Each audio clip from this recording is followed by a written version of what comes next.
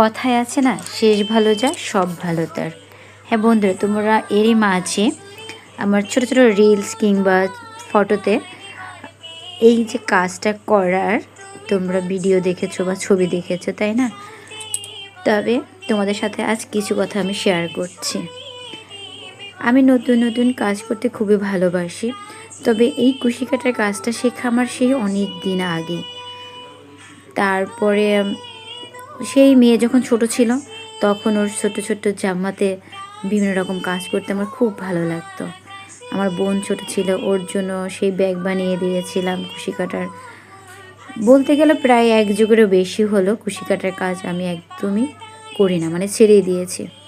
হঠাৎ দেখতেছি যে ফেসবুক, ইউটিউব সব জায়গাতেই এই কুশি কাটার কাজগুলো খুব চলছে আর দেখতেও ভীষণ ভালো লাগছে।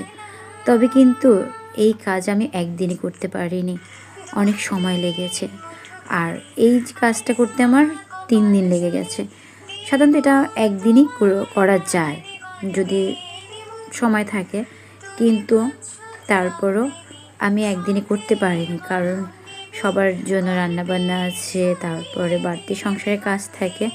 আর যেহেতু অনেক দিন পরে নিয়েছি তো কাজটা হাতে, তাই একটু প্রথমে অনেক সমস্যা পড়েছিলাম। তবে এখন অনলাইন মাধ্যম আমাদের অনেক সুবিধা করে দিয়েছে। আমি ইউটিউবের সাহায্যে এই ফুলটা তৈরি করেছি। এই ফুলটা আমি এর আগে কখনোই করিনি, এই প্রথমে ফুলটা করলাম। ফুলটা প্রথমে করতে কিন্তু অনেক সমস্যাই হয়েছিল, এমনকি ভিতরে যে সাদা সার্কেলটা তাও পারছি না। এত সহজ একটা কাজ তাও বারবার ভুল করছিলাম। তো আমিও তো নাছোড়বান্দা, যে কেন হচ্ছে না। 9 লাইন পর্যন্ত করে তারপরে আবার খুলে আবার সেই শুরু থেকে শুরু করলাম। সেই একই সিঁড়ি বারবার করতে করতে মনে হচ্ছে যেন আমি বিরক্তি হয়ে যাচ্ছি, যে হবে না কেন। যখন রাত 1টা বাজে তখনও আমি ট্রাই করে যাচ্ছি।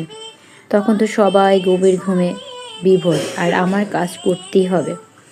এই করে করে সম্পূর্ণ সার্কেলটা তৈরি করে তারপরে ঘুমালাম।